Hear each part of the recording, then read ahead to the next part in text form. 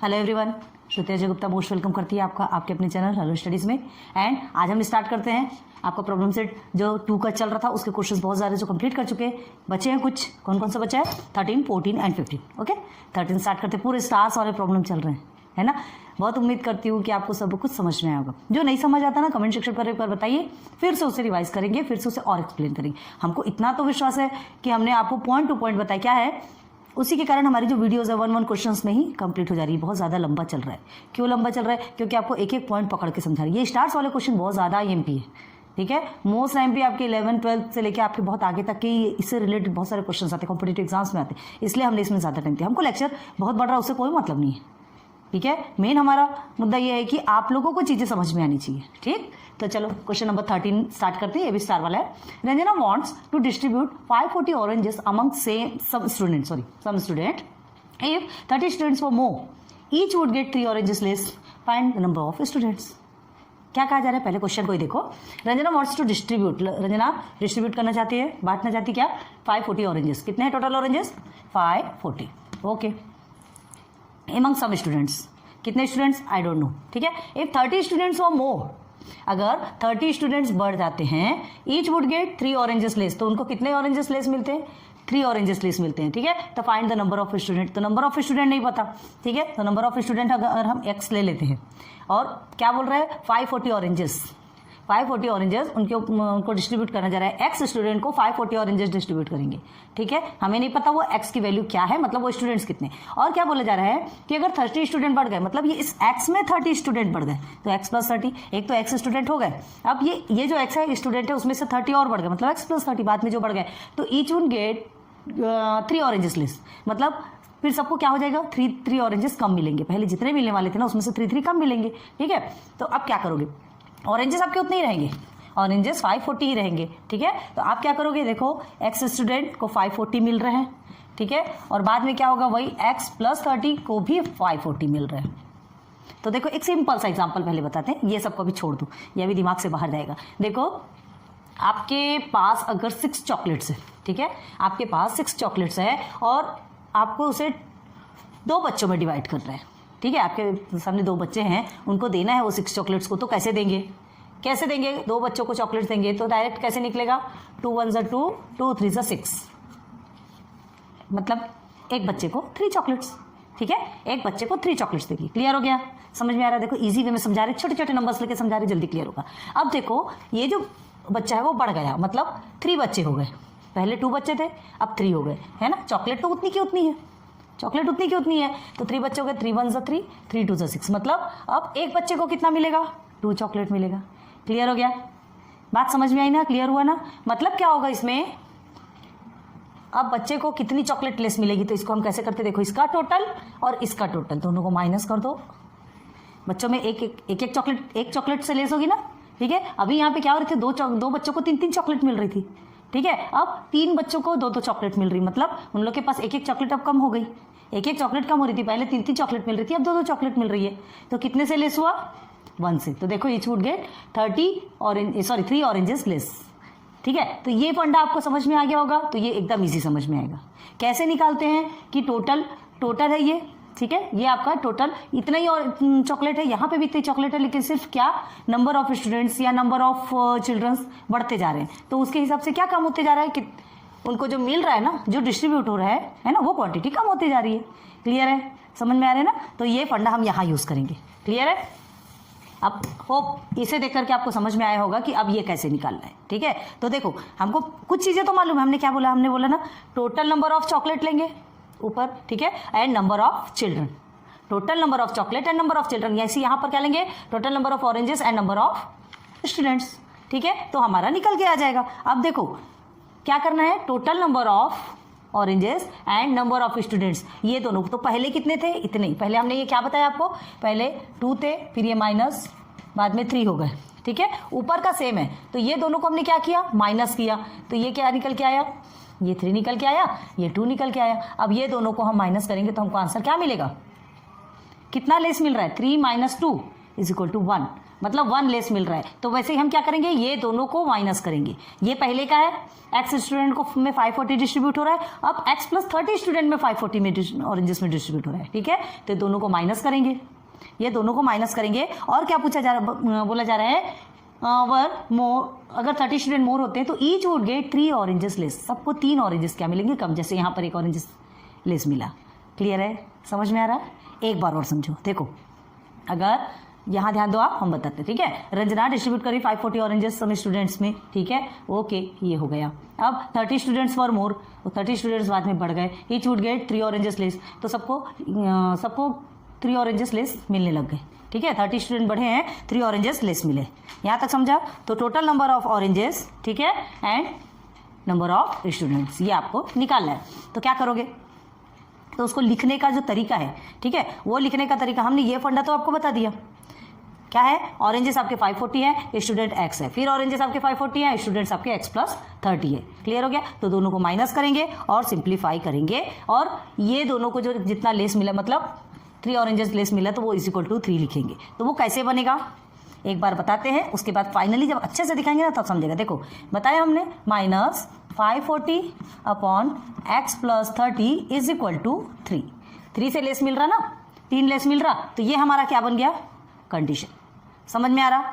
ये हमारी कंडीशन बन गई। तो ये हमको एक क्वाड्रेटिक इक्वेशन देगा।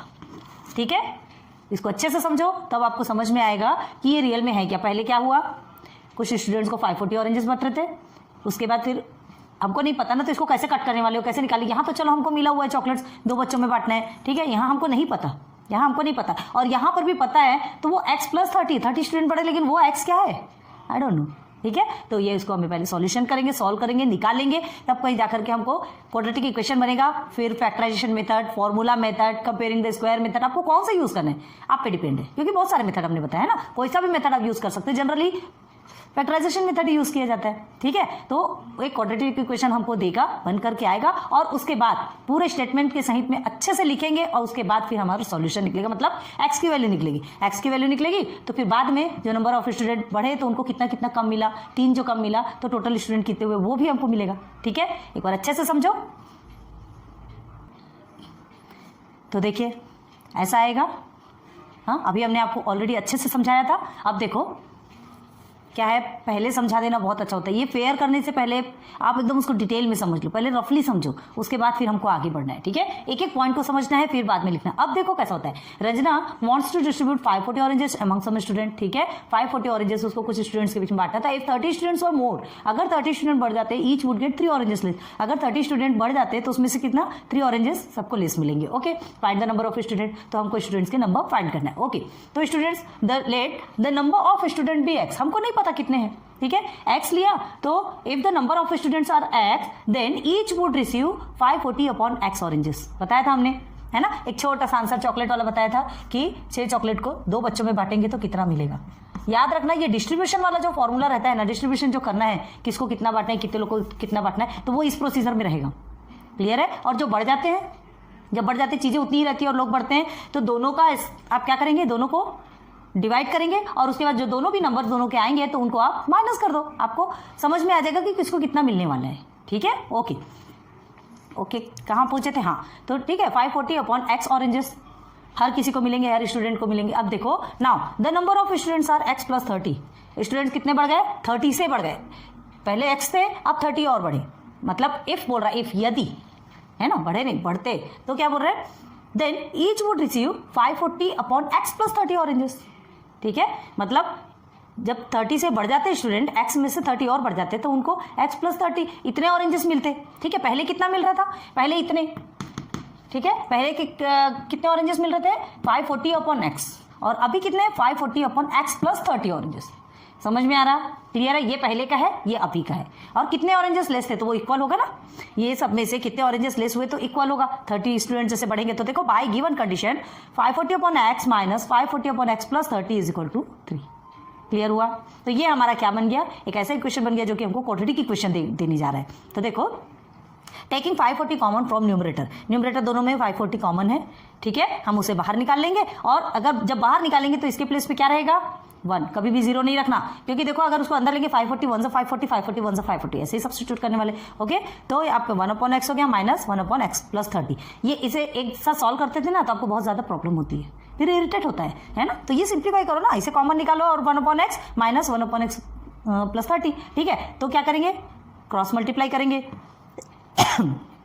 x प्लस 30 आपका 1 के साथ में मल्टीप्लाई होगा तो x प्लस 30 ही होगा। ओके, x आपके साथ 1 के साथ मल्टीप्लाई होगा तो x ही होगा, माइनस x हो गया। ओके, और नीचे का दोनों भी मल्टीप्लाई हो जाता है। तो अब एक चीज़ देखो, यहाँ क्या होता है, हमने अभी कट नहीं किया, ये और ये आपका कट हो गया। क्लियर है, ये आपका कट हो गया और ये क्या बन जाएगा, ये x² प्लस 30x बन जाएगा। ये अभी सिर्फ जो सेंटर पॉइंट है ना, जो ब्रैकेट के अंदर का पॉइंट है, वही आपका चेंज हो रहा है। ये बाकी अभी एज इट इज रखना है। ठीक है, देखो वहां पर तो आपका 30 बचा, x² प्लस 30x। ओके, चलिए अब हमको क्या करना है, ये जो ब्रैकेट को ओपन करना है, ये देखो हमने ऑलरेडी ब्रैकेट ओपन किया, तो ये जो 30 है वो यहीं रहेगा। ठीक है, और ये जो x² प्लस 30 है ना, वो आपका क्यों स्लिप होता है, ये यहाँ चला जाएगा। ठीक है, समझ में आ रहा, देखो हमने यहाँ लिखा है। ठीक, तो 540 मल्टीप्लाई बाई 30 यही रहेगा, x² प्लस 30x 3 के साथ में जाके मल्टीप्लाई हो जाएगा। अब हमको मल्टीप्लाई नहीं करना है, ये 3 को इधर भेज दो, जो नंबर्स है उसको इधर भेज दो, तो मल्टीप्लिकेशन पे है, ये मल्टीप्लिकेशन पे है, आके ये डिवाइडेशन पे चला जाएगा। देखो इक्वेशन कैसा बनता है, ये तो हमको ऑलरेडी चाहिए ना, क्वाड्रेटिक इक्वेशन के लिए x² चाहिए, 30x हो गया। अगर हाँ ये भी कर सकते हो आप, 3x² विद 90x, ये भी कर सकते हो, लेकिन जब जहां शॉर्टकट में काम होता है तो क्यों इतने बड़े बड़े करना। ठीक है, तो देखो ये नंबर है, इसके यहाँ डिवाइडेशन में भेज दोगे तो कुछ ना कुछ चीजें कट जाएंगी, और कटेंगी तो और सिंप्लीफाई हो जाएगा, है ना। x² 30x as it is रहेगा। चलो 3 को हमने इधर भेज दिया, ये देखो यहाँ पर। ओके, अब देखो इसे कट कीजिए, 3 1 जा 3, 3 10 जा 30। हमने कट नहीं किया था, क्या है थोड़ा समझ में नहीं आता कट करने के बाद। ठीक है, तो अब चलो अब आपके सामने कट कर देते हैं, आपको समझ में आना चाहिए, थोड़ा हल्का कट किया है। 3 10 जा 30 हो गया, 540 मल्टीप्लाई बाय 10 करेंगे तो आपको कितना मिलेगा, 5400, और ये आपका एज इट इज नीचे उतर गया। ठीक, अब हमें क्या लिखना है, ये पूरे को इधर ले लेंगे और इसको पूरा इधर ले लेंगे। अभी सिंबल चेंज होने वाला काम नहीं है, जो सिस्टमेटिकली जो ऐड करते हैं ना, है ना, सिस्टमेटिकली ऐड करना इन द सेंस सिस्टमेटिकली जो प्लेस पे रखना, जिससे कि क्वाड्रेटिक इक्वेशन बनता है। ओके, क्वाड्रेटिक इक्वेशन में क्या रहता है, पहले x² प्लस 30x ऐसे ही रहता है ना, तो ये सबको उठा करके हम इधर ले आएंगे और इसे उठा करके इधर ले आएंगे। क्लियर हो गया। अब देखो, अब ये तो आपको बराबर हो गया, ये 54,000 को हम किधर ले आएंगे, सॉरी 5400 को इधर ले आएंगे, तो ये प्लस में है तो माइनस में हो गया, x² plus 30x minus 5400 equal to 0 बन गया आपका क्वाड्रेटिक इक्वेशन। बन गया ना, हमने यही कहा था ये कि आपको ये क्वाड्रेटिक इक्वेशन मिलने वाला है, मिल गया आपको। अब ये जो क्वाड्रेटिक इक्वेशन मिला है, तो अब हमको क्या करना है, 5400x² first term third term का हम क्या करेंगे, मल्टीप्लिकेशन करेंगे। ठीक है, मल्टीप्लिकेशन करेंगे तो आपको क्या है यहाँ पर देखो, minus 5400 okay x²। First and third term का हमने मल्टीप्लिकेशन किया तो ये मिलेगा। अब इसे हमें ऐसे स्प्लिट करना है कि हमें क्या मिलना चाहिए, मल्टीप्लाई करने पे ये आना चाहिए और आपको प्लस माइनस करने पे आपका 30x आना चाहिए। तो कौन से ऐसे दो नंबर है, कौन से ऐसे दो नंबर है आप जिससे कर सकते हैं। 54 कौन से टेबल में आता है, 9 6 54। ठीक है, और 9 का 6 के साथ में माइनस करते कितना होता है 3, मतलब 90 एंड 60। ठीक, ये दोनों भी x। अब साइन देख लो, यहाँ पर आपका कौन सा साइन है, प्लस का साइन है, तो ये पहले वाला प्लस का साइन देगा, प्लस माइनस क्या होता है, माइनस। ओके, ये हो गया आपका 30x। ठीक है, ये प्लस माइनस में आता है और ये मल्टीप्लिकेशन करने पे ये आता है। ये सिंबल परमानेंट साइड में बना के रखा करो। क्लियर है, आप हमने कई बार देखा है, हमको भी जब पढ़ाया जाता था ना, हमको बस ये इतना सा सिंबल देते हम थोड़ा कंफ्यूज हो जाते थे। तब हमने अपना दिमाग लगाया कि ये प्लस माइनस करने पे भी आना चाहिए, प्लस माइनस का भी समझ में आना चाहिए। अब क्या होता है, हर स्टूडेंट एक जैसा नहीं होता है ना, तो हमें भी जल्दी समझ में नहीं आता। बहुत से स्टूडेंट्स, बहुत से क्या जनरली सब समझ जाते थे, लेकिन हमको कन्फ्यूजन होता था कि ये यहाँ कैसे आया। तब बाद में हमने धीरे से अपने दिमाग से जब बनाया ना, तो हमने ऐसा ही बनाना चालू कर दिया, है ना। और हो सकता है देखो हमारे जैसे भी स्टूडेंट्स कोई होंगे बहुत से, तो हम क्या करते हैं, ये पूरा बना देते हैं ताकि जो अच्छे स्टूडेंट है वो यहाँ तक समझ नहीं, यहाँ तक समझ लो, जिनको नहीं समझ आता वो पूरा भी समझ जाएगा। ओके, तो ये दो पार्टीशन निकल के आया, क्या निकला, 90x माइनस 30x निकल गया, पूरा हमने लिख दिया। अब इसमें हमने कॉमन लिया तो x कॉमन, x प्लस 90 अंदर, यहाँ माइनस 60 कॉमन, x प्लस 90 अंदर इज इक्वल टू 0। ठीक है ना। अब देखो यहाँ प्लस लिखा है, यहाँ माइनस है, क्यों, ब्रैकेट के अंदर किया है तो हमने प्लस लिया, माइनस माइनस आपका प्लस होता है। ठीक, ब्रैकेट ओपन हो जाएगा तो अपने आप माइनस हो जाएगा। क्लियर हो गया। ठीक, अब देखो तो हमको दो वैल्यू मिल गई, एक ये वैल्यू मिली, दोनों को हमने कॉमन ले लिया। अब x माइनस 60 को एक ब्रैकेट में कर दिया इज इक्वल टू 0, मतलब दोनों का भी प्रोडक्ट क्या निकला, 0। मुझे नहीं लगता कि इसके आगे से आपको बार बार बताना पड़ेगा, लेकिन फिर भी बताएंगे, कोई टेंशन नहीं, हर बच्चा एक जैसा नहीं होता यार, सबके लिए सोच के चलना पड़ता है ना। तो अब x plus 90 is equal to 0 दे दिया और x minus 60 is equal to भी 0 दे दिया, क्योंकि दोनों का प्रोडक्ट है 0, और कौन सा x हमको वैल्यू देके जाएगा हमको तो नहीं पता, तो दोनों में रख के देखते हैं। तो देखिए x प्लस 90 इक्वल के उधर चला गया तो माइनस 90 बन गया, और इधर x में माइनस 60 इक्वल के उधर चला गया तो सिर्फ 60 बन गया। ठीक है, तो अब देखो हमने थोड़ा आपको कोऑपरेट करना पड़ेगा, ब्लैक बोर्ड हमारा थोड़ा छोटा है और हम चाहते थे कि आपको सब कुछ एक ही जगह में मिल जाए। ठीक है, इसलिए हमने ये जो आंसर्स लिखे ना ऊपर, जबकि वो नीचे लिखना चाहिए, नीचे आपको दिखेगा भी नहीं। ठीक है, इसलिए साइड में लिखा है, आप नीचे एकदम सिस्टमेटिकली एक लाइन से लिखिएगा। देखिए, but x is equal to minus 90 is not acceptable. क्यों नहीं एक्सेप्टेबल होगा भाई? क्यों नहीं एक्सेप्टेबल भाई? नंबर ऑफ स्टूडेंट कभी निगेटिव होते क्या? नहीं होते, निगेटिव कभी नहीं होते। या तो 0 स्टूडेंट, या तो स्टूडेंट ही नहीं रहेंगे, ऐसा 0 तक भी बोल सकते हो, है ना, या तो 1 स्टूडेंट, 2 स्टूडेंट, 3 स्टूडेंट, जितना भी बोलो, लेकिन निगेटिव कभी नहीं बोल सकते। ओके, तो number of students can not be negative. ठीक है, x minus 90 is not acceptable. Okay, therefore x is equal to 60। मतलब क्या? x is equal to 60 in the sense 60 student. हमको क्या बोला था?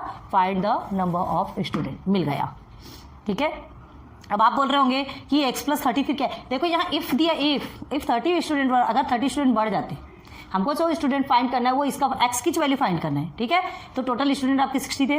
अब अगर आपको समझना है, देखो the number of student is 60। हो गया क्लियर? अब देखो आपको वेरिफिकेशन, ये आप कर लो, तो इसे रब करते हैं, उसके बाद फिर आपको वेरिफिकेशन करके समझा देते हैं।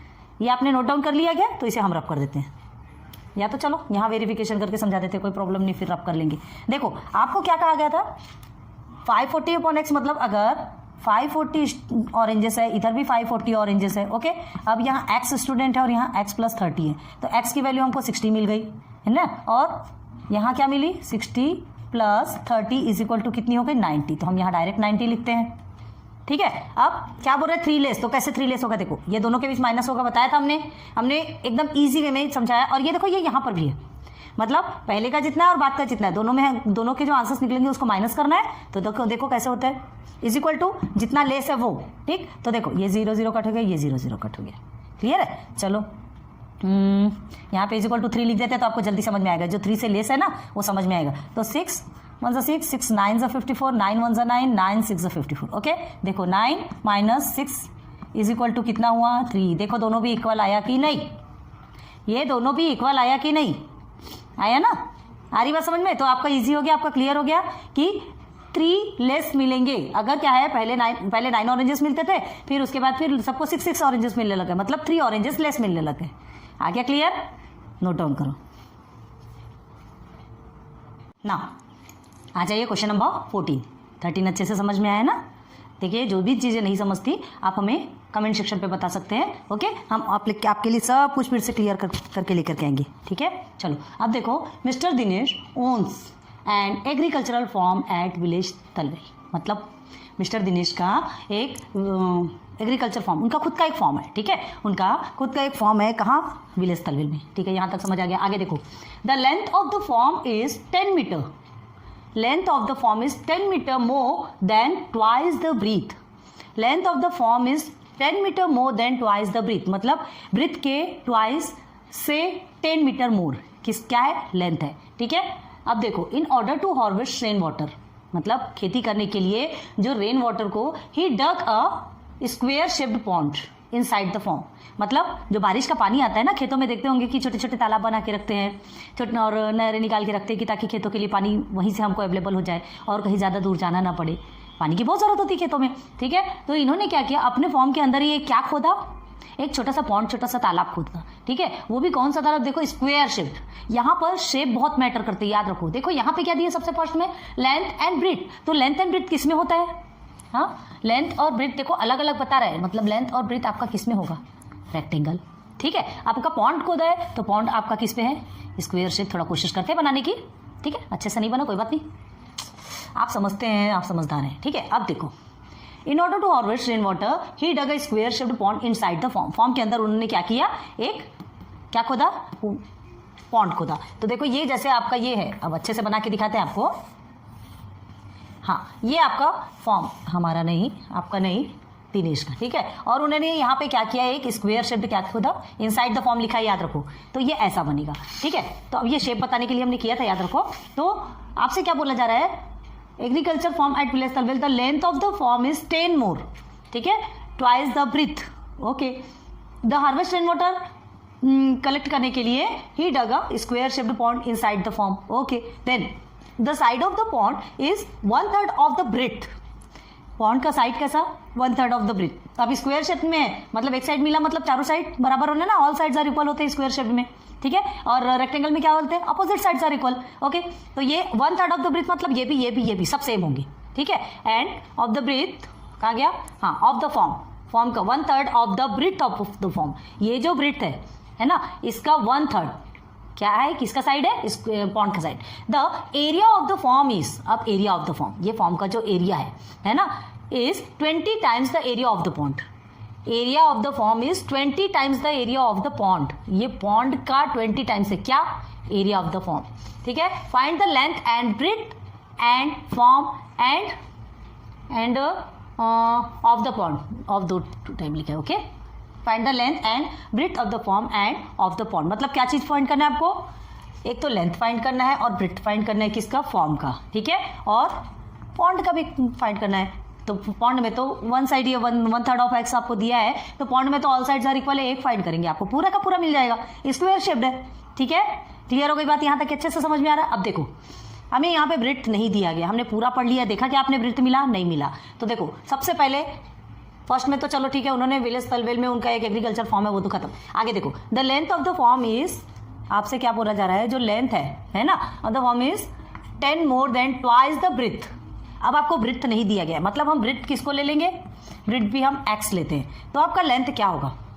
लेंथ 10 more मतलब 10 प्लस हो जाएगा, ठीक है. उसके बाद क्या है? Twice the breadth. ट्वाइस मतलब डबल, ब्रेथ मतलब ट्वाइस द ब्रेथ, मतलब यहाँ पे मल्टीप्लीकेशन होगा ना, तो ये आपका लेंथ निकल गया.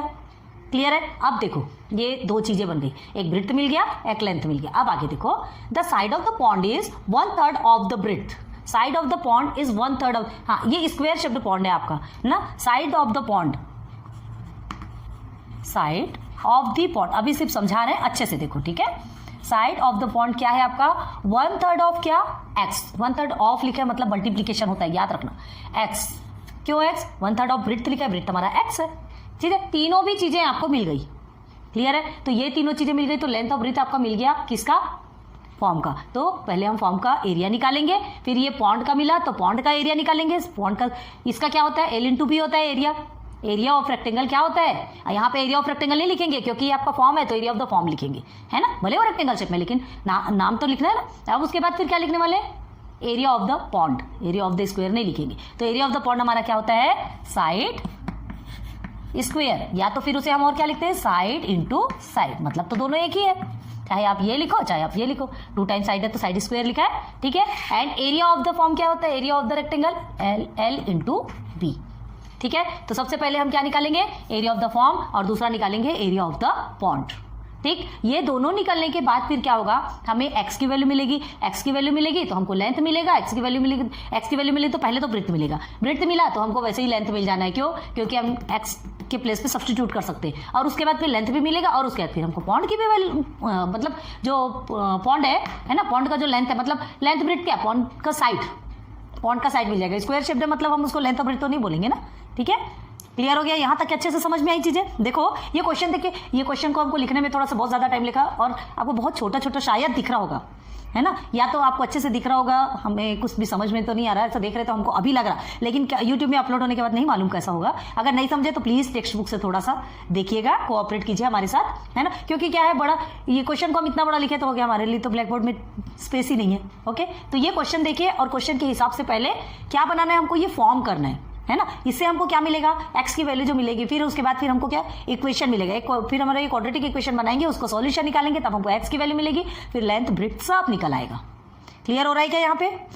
ये आपको ओवरऑल हमने आपको अच्छे से समझा दिया. अब देखो इसके बाद यही आपको क्वाड्रेटिक इक्वेशन की तरफ लेके जाएगा, ठीक है. अब ये कैसे लेके जाएगा? तो सबसे पहले हम लिखेंगे लेट ब्रेथ भी x, है ना. फिर देयरफॉर लेंथ भी 10 × 2x लिखेंगे, 10 + 2x लिखेंगे. अब उसके बाद फिर लिखेंगे साइड ऑफ द पॉन्ड, ठीक है. अब फिर एरिया ऑफ द फॉर्म, और फिर एरिया ऑफ द पॉन्ड, ये सब निकालेंगे. सब कुछ फिर एकदम सिस्टमेटिकली अपने को लिखेंगे, तब फिर अपने पास अपने आप आ जाएगा, ठीक है. तो चलो देखते कैसा आएगा. देखिए ठीक है, फाइनल कैसे लिखना है और कैसे हमको समझना है, ध्यान दो। अब हमने बहुत अच्छे से आपको एक बार समझाया है ना। फिर से एक बार क्वेश्चन में देखो क्या है, उनका एक फॉर्म था, ठीक है, किसका, मिस्टर दिनेश का, विलेज तलवेल में। The length of the farm is 10 metre more than, metre में याद रखो, यूनिट क्या है आपकी, मीटर, तो एरिया क्या निकलेगा, मीटर स्क्वायर। एरिया का यूनिट मीटर स्क्वायर होता है, चीजें याद है ना, याद रखिए। Okay, 10 metre more than twice the breadth, तो हमने ब्रीथ क्या लिखा, let the breadth of the farm be x metre, let the length of the farm is 10 + 2x, 10 metre more, ठीक है, 10 मीटर मोर लिखा यहाँ पे, then twice the breadth, breadth हमने x लिया, ब्रीथ के ट्वाइस से 10 ज्यादा है, मतलब प्लस करेंगे ना, ठीक है। ओके, अब देखो फिर एरिया ऑफ द फॉर्म आपका क्या निकलेगा, लेंथ इंटू ब्रीथ, ठीक है, लेंथ भी मिला, ब्रीथ भी मिली, ये हमको बहुत काम आएगा, है ना, हमको ये एरिया निकालना बहुत ज्यादा काम आएगा अभी। तो देखो अब आप देखो यहाँ क्या दिया है, in order to harvest rain water, ठीक है, हार्वेस्टिंग करने के लिए, खेती करने के लिए जो रेन वाटर को, ही dug a square shaped pond, वो जो रेन वाटर जब कलेक्ट करके रखते हैं ना, तो उसके लिए स्क्वायर शेप्ड पॉन्ड बनाया, मतलब स्क्वायर, सीधे सीधे रेक्टेंगल और स्क्वायर लेके चलो, धीरे से घुमाता है, हमको घूमना नहीं है, he dug square shaped pond, square shaped pond बनाया, ठीक है। अब देखो इनसाइड द फॉर्म, फॉर्म के अंदर बनाया, देखो ऑलरेडी बना के बताया आपको। अब देखो the side of the pond is 1/3, side of the pond is 1/3 of the breadth, ये जो ब्रिथ है, ठीक है, उसका 1/3 है ये, तो 1/3 ऑफ लिखा मतलब मल्टीप्लीकेशन आएगा, 1/3 ऑफ ब्रीथ मतलब 1/3 ऑफ x, 1/3 ऑफ x, देखो हमने ये ऑलरेडी लिखा है, 1/3 मल्टीप्लाई बाय x मीटर, ये निकल गया side of the pond. Now side of the pond is equal to 1/3 into x metre. Okay, अब आके देखिए, the area of farm is 20 times the area of the pond, area of the farm, हमने ये form का एक area निकाला, ये इतना पोर्शन हमने निकाला एरिया ऑफ द फॉर्म, ठीक है, हमारा ये इतना निकला area of the farm is 20 times area of the pond, 20 times area of the pond मतलब एरिया ऑफ द पॉन्ड भी निकाला हमने, एरिया ऑफ द पॉन्ड हमारा ये निकला। देखो इक्वेशन 1 में हमारा एरिया ऑफ द फॉर्म है और इक्वेशन 2 में हमारा एरिया ऑफ द पॉन्ड है, ठीक है। तो देखो कैसे करते हैं, 1/3 इंटू x है, तो इसको हम x/3 भी लिख सकते हैं, लिखा हमने, ठीक है। और एरिया ऑफ द पॉन्ड आपका साइड स्क्वायर है, तो साइड स्क्वायर है तो ये x/3 का स्क्वायर कर दिया, ठीक है, हमारा साइड क्या निकला, x/3 निकला, अब उसका स्क्वायर कर दिया। ओके, तो एरिया निकलता है ना, एरिया कैसे निकलता है, हाँ, ये साइड स्क्वायर मतलब दो साइड को लेके और इसका एक लेंथ और एक ब्रेड्थ को लेकर के आपका रेक्टेंगल का एरिया निकलता है, क्लियर है। ओके चलो, तो ये हमारा निकल गया, दोनों के भी एरिया निकल गए। अब आपसे क्या पूछे, एरिया ऑफ द फॉर्म, पूछा नहीं आपको बताया, area of the farm is मतलब इक्वल, याद रखो, area of the farm is equal to 20 times of area of the pond, times 20 times, देखो 1/3 ऑफ टाइम्स, इस तरीके या प्रोडक्ट, इस तरह के कोई भी ऐसे सब वर्ड्स दिए रहते हैं ना, तो आप ध्यान रखो कि वहां पे प्रोडक्ट करना है, ठीक है, मल्टीप्लिकेशन। तो 20 times area of the pond, तो एरिया ऑफ द पॉन्ड हमारा ऑलरेडी मिला हुआ है, हमको हमने निकाला एरिया ऑफ द, हमने बोला था ना दोनों का एरिया निकालना कंपलसरी, क्योंकि ये दोनों हमारे बहुत काम आने वाले, ठीक है।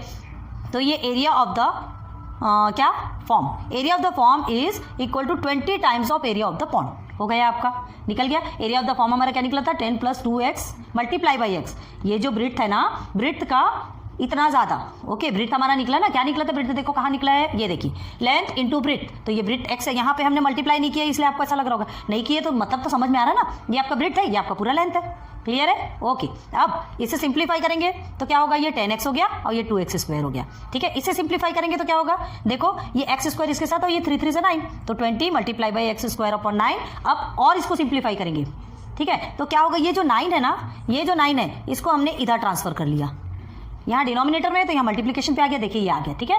9 multiply by 10x + 2x² is equal to 20x², ये दोनों को भी मल्टीप्लाई कर दिया हमने। हमको सिंप्लीफाई करना है, हमको इक्वेशन बनाना है, क्वाड्रेटिक इक्वेशन, यही हमें क्वाड्रेटिक इक्वेशन देगा, ठीक है, यहीं से हमारा क्वाड्रेटिक इक्वेशन निकलेगा। अब देखो फिर ये 9 10 से 90, 90x कर दिया, 9 2 से 18, 18x² हमारा मिल गया, इसको और सिंप्लीफाई कर दिया, ठीक है, और 20x² तो आपका एज इट इज है, निकल गया। अब आ गया ये, देखो अब हमको क्या करना है, ये जो पूरे को उठा करके इधर ट्रांसफर कर देंगे, ठीक है, तो इधर ट्रांसफर कर दिया तो क्या होगा, यहाँ 0 बचा, भाई जहाँ कुछ नहीं वहाँ 0 तो लिखना तो पड़ेगा ना, वैसे थोड़ी छोड़ देंगे क्योंकि इक्वल है इधर, तो ये 0 हो गया, 0 इक्वल टू 20x², ये -90x और ये -18x², क्यों, क्योंकि दोनों भी इधर प्लस में, तो ट्रांसफर होने के बाद माइनस में कन्वर्ट हो गया। ओके, अब देखो ये 20x² और ये 18x², ये दोनों को सिंप्लीफाई कर सकते हैं, तो ये माइनस में है तो 2x², लेकिन यहाँ प्लस क्यों लिखेंगे, क्योंकि बड़े डिजिट के आगे प्लस है। ओके, अब ये -90x आपका बच गया, बस, तो ये आपका क्वाड्रेटिक इक्वेशन बन गया। हाँ कैसे, ये दोनों को आप इधर ले लो और 0 को उधर ले लो, देखो हमने किया है, ठीक है। अब यहाँ पे आपको साइन चेंज करने की जरूरत नहीं, हमने आपको ऑलरेडी बताया। ये क्या कर रहे हैं, हम दोनों को ट्रांसफर मतलब सिस्टमेटिकली सब्स्टिट्यूट कर रहे हैं ना, सिस्टमेटिकली रख रहे हैं। तो ये हमारा बन गया। अब टेकिंग कॉमन वी गेट, ये दोनों में कॉमन निकल सकता है, इसमें भी 2x कॉमन निकलेगा, इसमें भी 2x कॉमन निकलेगा। कॉमन ले लिया, इसमें x बचा माइनस इसमें 45, 45 2 कितना होता है 90 होता है, और ये x। ओके, अब देखो यही हमारा क्या बन गया, यही हमारा क्वाड्रेटिक इक्वेशन क्या है, ये हमको x की दो, ये देखो ये 0, इसका भी प्रोडक्ट निकला, इसका भी प्रोडक्ट निकला, क्लियर है, ये दो मिल गए। तो हमने 2x इज इक्वल टू 0 लिया और x minus 45 is equal to 0 लिया, यही मिल गया। और ज़्यादा मतलब फैक्टराइज करने की ज़्यादा ज़रूरत नहीं पड़ी हमको कि हम अलग से लेकर के उसको स्प्लिट करें या कुछ करें, कुछ भी नहीं पड़ा, ठीक है, यही हमको मिल गया। ये प्रोसीजर हमने आपको ऑलरेडी समझाया 2.6 में, बहुत अच्छे से जाके देखिए, आपको अच्छे से समझ में आएगी ये वाली चीज़ें, ठीक है, क्योंकि ये तो प्रॉब्लम सेट है ना, पहले समझाए हैं तभी तो ये प्रॉब्लम सेट में ये क्वेश्चन आए। ओके, तो चलो 2x is equal to 0, x minus 45 is equal to 0। अब ये x को यहीं रहेंगे, 2 उधर जाएगा तो माइनस में हो जाएगा, x में माइनस 45 उधर जाएगा तो प्लस में हो गया, ठीक है, क्योंकि हमको x की वैल्यू चाहिए। अब x is equal to 0 minus 2 तो 0 होता है, but x is 0 is equal to 0 is not acceptable. क्यों भाई, लेंथ और ब्रेथ कभी 0 होता है कि अभी तो चलो हम x ब्रेथ को माने, इसलिए हम लिखे हैं ब्रेथ कैन नॉट बी 0, है ना। यहाँ पे चाहो तो length and breadth can not be 0 आप ऐसा लिख सकते हैं, लेकिन हमने यहाँ जो x की वैल्यू आई ना, तो हमने ब्रेथ को x लिया, इसलिए ब्रेथ कैन नॉट बी 0 लिखा, ठीक है। ये कभी 0 नहीं होता, लेंथ और ब्रेथ कुछ तो भी होगा ना। Okay, x is equal to 45, ठीक है, therefore x is equal to 45, ये हमारा सही आंसर निकला। तो निकल गई हमको x की वैल्यू, मतलब आपको ब्रेथ की वैल्यू, ब्रेथ मिल गया। देखो therefore breadth of the farm आपको नीचे दिख रहा है ना बराबर, breadth of the farm is equal to x metre हमने लिया था, तो वहाँ पे x is equal to 45 metre breadth हमको मिल गया। Okay, second, and length of the farm, length of the farm हमारा ये था 10 प्लस 2x, ठीक है, उसमें सब्सटीट्यूट किया, 10 प्लस 2 इंटू x की जगह में 45 सब्सटीट्यूट किया, तो पूरा सॉल्व किया तो हमको 100 मीटर मिला, ठीक है।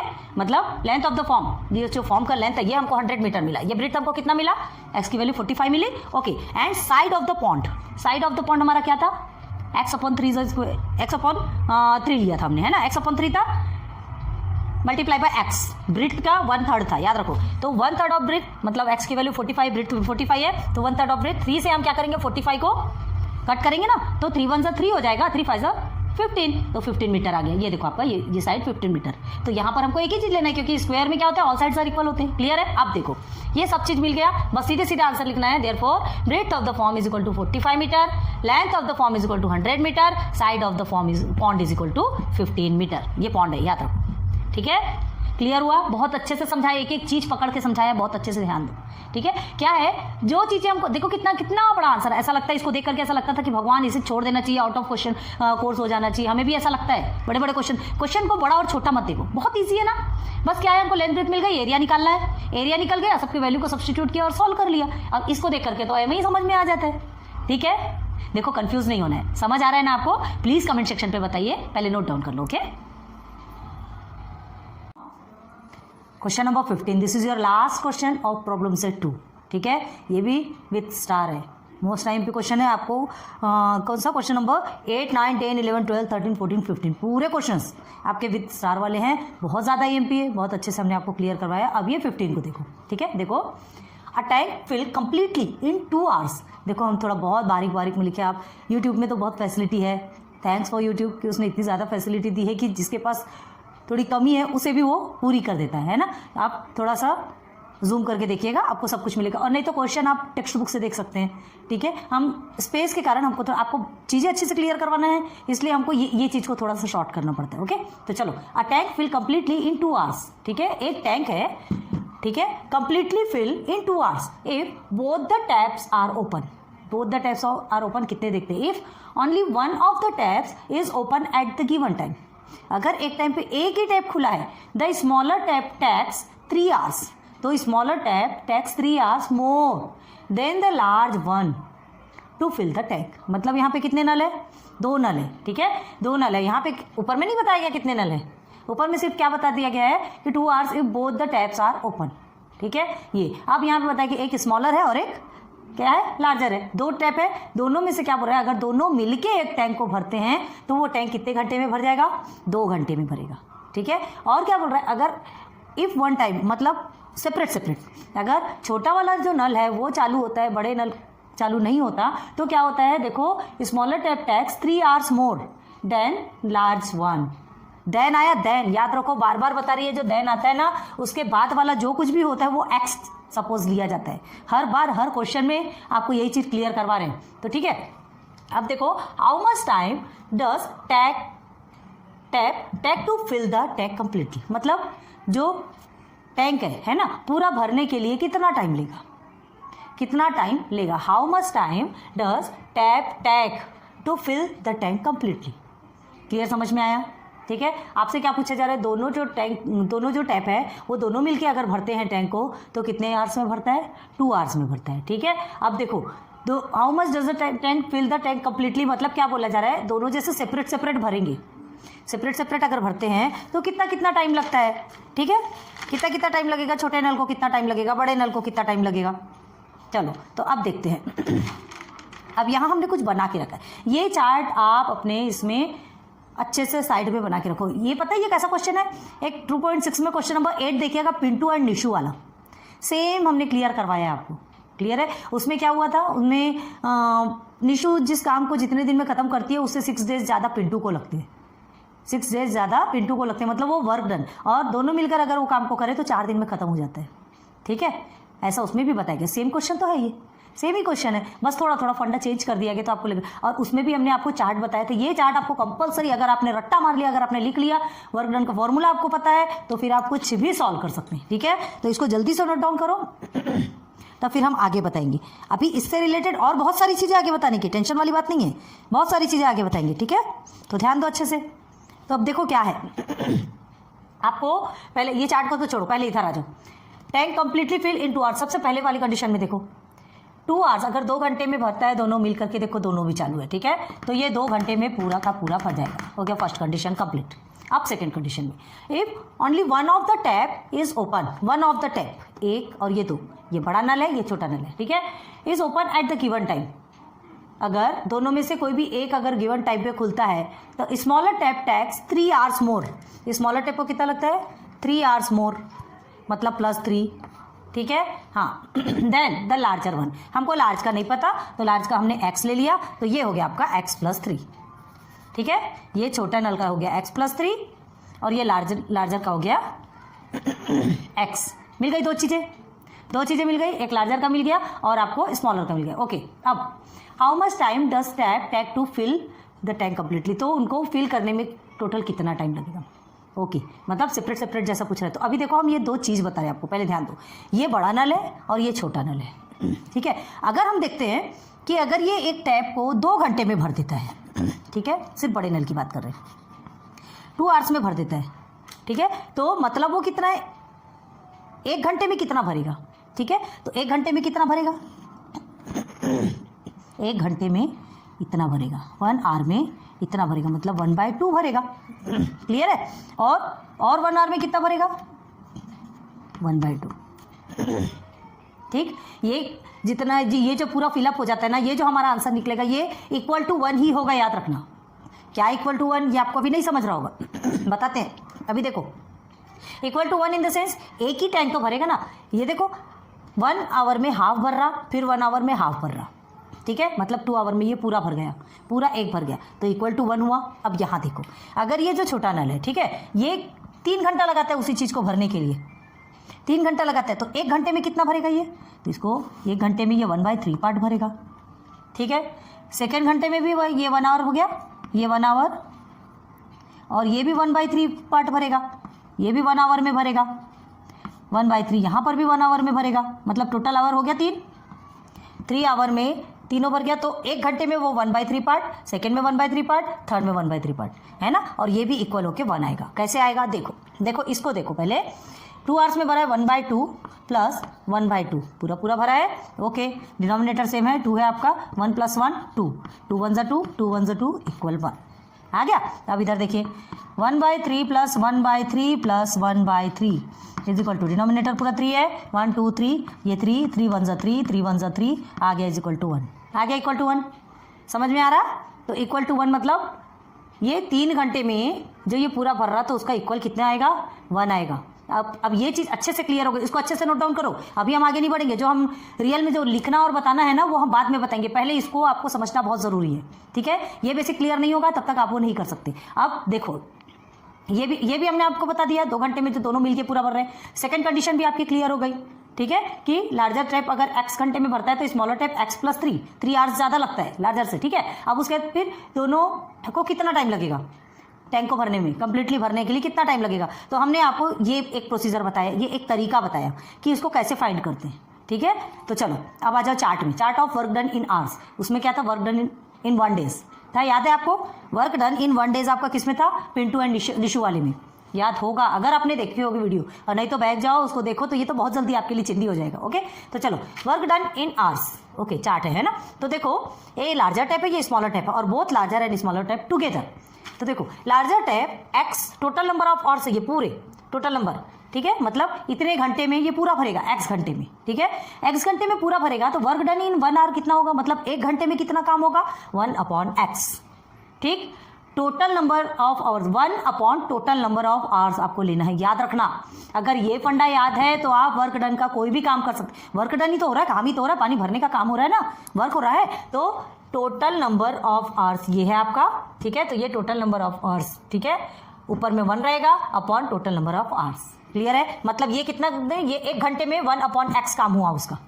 ठीक है, अब स्मॉलर टैप x प्लस 3 है, टोटल नंबर ऑफ आवर्स मतलब x प्लस 3, लार्जर से 3 घंटे ज़्यादा लगता है, मतलब टोटल कितने घंटे लगता है इसको, इतने घंटे लगता है।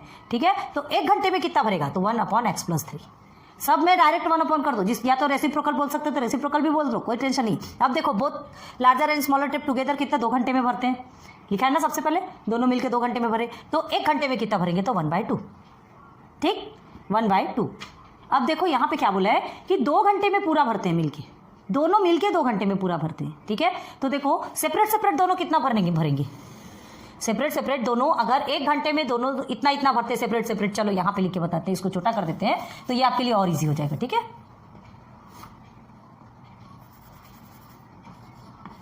वर्क डन, ठीक है, इन 1 आवर एंड यहां लिखते हैं इन 2 आवर्स। ओके, तो 1 घंटे में इतना काम करते हैं, तो 2 घंटे में कितना भरेगा, 2/x। ठीक, ये 1 घंटे में इतना भरता है, तो 2 घंटे में 2/x प्लस 3, बस सेम लिखते जाना है। ये 1 घंटे में एक भर रहा है, तो 2 घंटे में कितना भरेगा, 2/2, मतलब पूरा भरेगा। इसको सिंप्लीफाई करोगे तो आपका आंसर 1 आने वाला है ना, बताए तो 2 घंटे में जब पूरा भर रहा है ना, पूरा भर रहा है, तो पूरा भर रहा है मतलब 2/2, तो इसका आंसर हमारा कितना निकलेगा, =1, मतलब 1 टैंक भर रहा है कि नहीं, एक ही टैंक भर रहा है ना, आंसर =1 निकलेगा। तो ये चीज़ को प्लीज़ बहुत अच्छे से नोट डाउन कर लो, अच्छे से क्लियर करो, उसके बाद फिर हम बताते हैं कि फाइनल लिखा कैसे जाता है। क्लियर है, ये बहुत अच्छे से समझ में आ गया। अगर आपने ये कर लिया तो आपने सब कुछ कर लिया, प्लीज़ जल्दी नोट डाउन करो। आ जाओ, फाइनली फेयर कैसे करना है अब देखेंगे। ठीक है, तो हमने जो रफली आपको बताया था वो आपके लिए मोस्ट इंपॉर्टेंट था। ठीक है, अगर वो आपने अच्छे से कर लिया तो ये आप अपने मन से कैसे भी कर सकते हैं, सॉल्व कर ही सकते हैं। वो चार्ट आपको अच्छे से पता होना चाहिए, और यहाँ जो हमने आपको कंडीशन बनाई थी, जो ड्रॉ करके जो टैंक बना करके आपको सॉल्व करवाया था कि 1 आवर में कितना फिलअप होता है, अगर वो आपने अच्छे से कर लिया ना, प्लीज़ प्लीज़ प्लीज़ रिक्वेस्ट कर रहे हैं कि जो चार्ट बताया था उसे आप बहुत अच्छे से रट्टा मार लो वर्क डन का। ठीक है, अगर उसे रट्टा भी मार लिया तो आपके लिए बहुत प्रॉफिटेबल है। ओके, चलो आ जाओ अब इधर देखो, हमने क्या किया था, हमको लार्जर टैप नहीं मालूम कितने घंटे में बनता है ना, लेकिन उससे 3 आवर ज़्यादा स्मॉलर टैप को लगता। ओके, अब चलना है कितने टाइम सेपरेटली दोनों कितने टाइम में भरते, तो कैसे लिखते हैं, let the larger tap alone fill the tank in x hours. ठीक है, हमको लार्जर टैप का नहीं मालूम, x आवर्स मतलब हमको नहीं मालूम कितने आवर्स में भरता है, अकेले वो भर लेता है x आवर्स में, हमने चार्ट में भी आपको बताया था। ठीक है, और smaller tap alone fill the tank in x plus 3 hours, मतलब लार्जर टैप को जितना लगता है उससे 3 घंटे ज़्यादा स्मॉलर टैप को लगता है। हो गया क्लियर, यहाँ आगे बढ़ जाओ। इन 1 आवर द लार्जर, अभी पहले 1 आवर का निकालना है, कभी भी ध्यान रखो, अभी इसलिए हमने चार्ट में भी आपको 1 आवर का पहले बताया, फिर आप कितने भी आवर का, फिर आपको 100 आवर्स का भी बोलेंगे तो आप निकाल सकते हो, आपको 1 आवर का पता है ना, आप सबका निकाल लोगे। ठीक है, इसलिए कभी भी पहले 1 आवर का देखो। In 1 hour the larger tap will fill 1/x part of the tank. ठीक है, total number of time x hours में वो पूरा भर देता है, तो 1 घंटे में कितना बढ़ेगा, 1/x।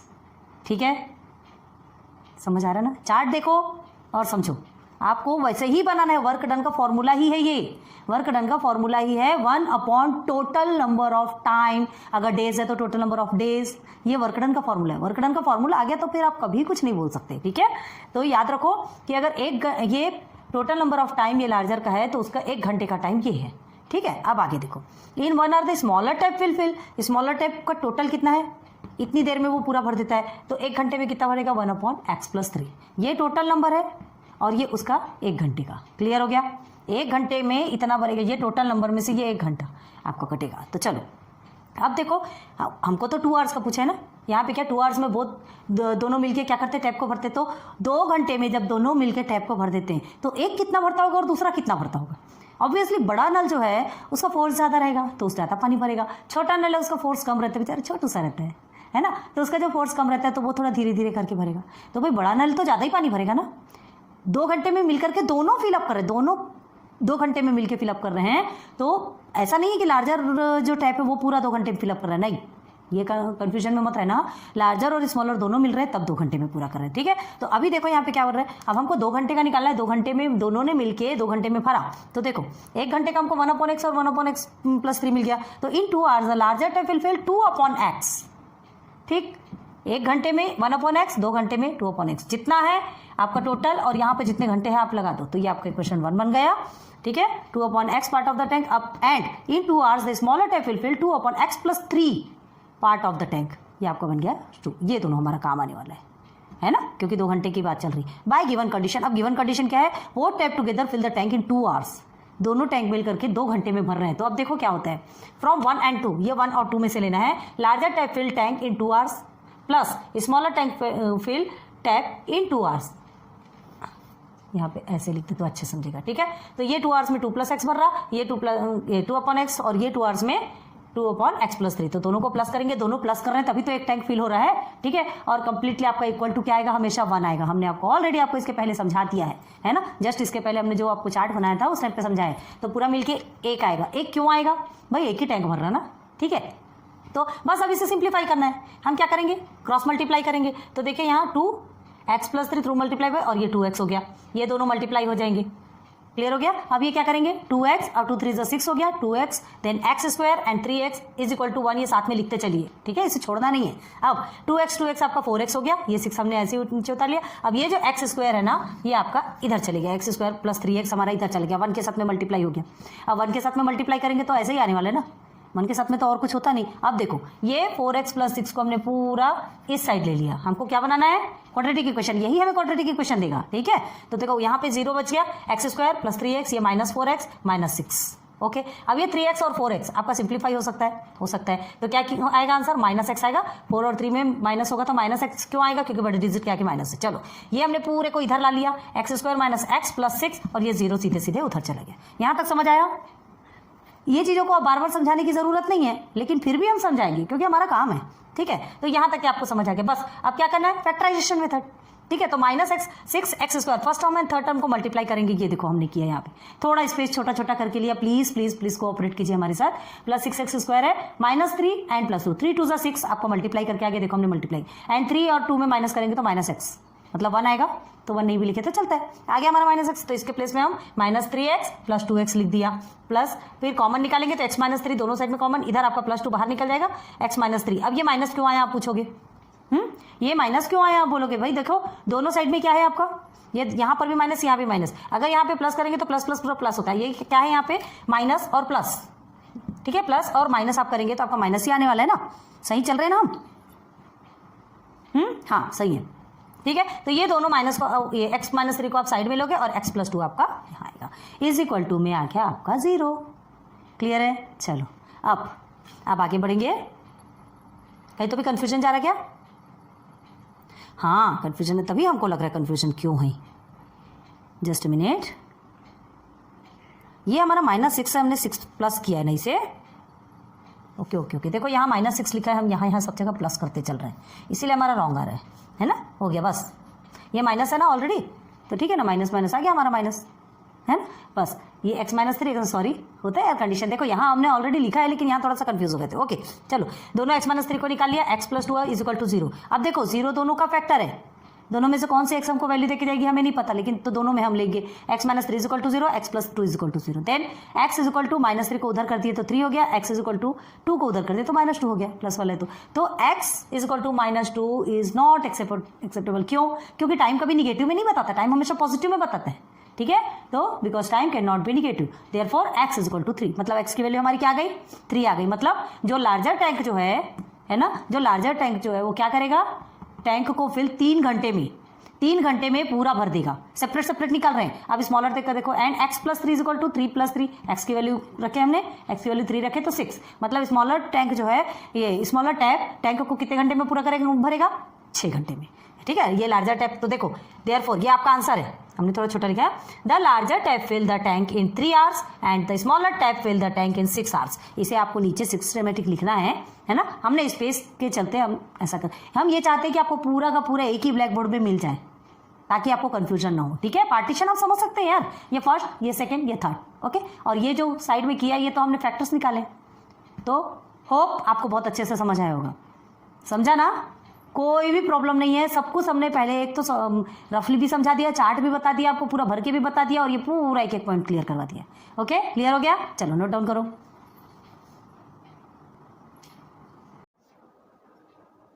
ठीक है ना, समझ में आ गया सब कुछ। तो आज ही आपका प्रॉब्लम सेट 2 कंप्लीट होता है। कांग्रेट्स, बड़े बड़े क्वेश्चन थे, बड़े बड़े इक्वेशन थे, सॉल्व कर दिया हमने।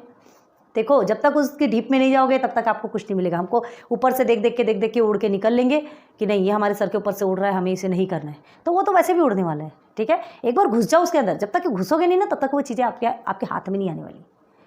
समंदर के अंदर घुसोगे तभी आप वहाँ से हीरे मोती निकाल के ला सकते हैं, ठीक है। तो प्लीज़ बहुत अच्छे से पढ़ाई कीजिए, बहुत आगे बढ़िए। आप जितने भी वीडियोज़ देखते हैं अच्छे से कंप्लीट कीजिए, ठीक है। रिवाइंड कर करके देखिए, खुद से प्रैक्टिस कीजिए, फिर उससे मैच कीजिए, okay. So thanks for watching my videos. हमें तो पूरी उम्मीद है कि हम बहुत अच्छे से पढ़ा रहे हैं। कमेंट सेक्शन में बताइए कैसा लगता है, समझ में आ जाएगा, ठीक है। तो लेक्चर 7 में आपका प्रॉब्लम सेट 2 कंप्लीट हो गया, फिर इसके बाद नेक्स्ट लेक्चर में मिलेंगे, okay. Thanks for watching my videos, good luck, good bye.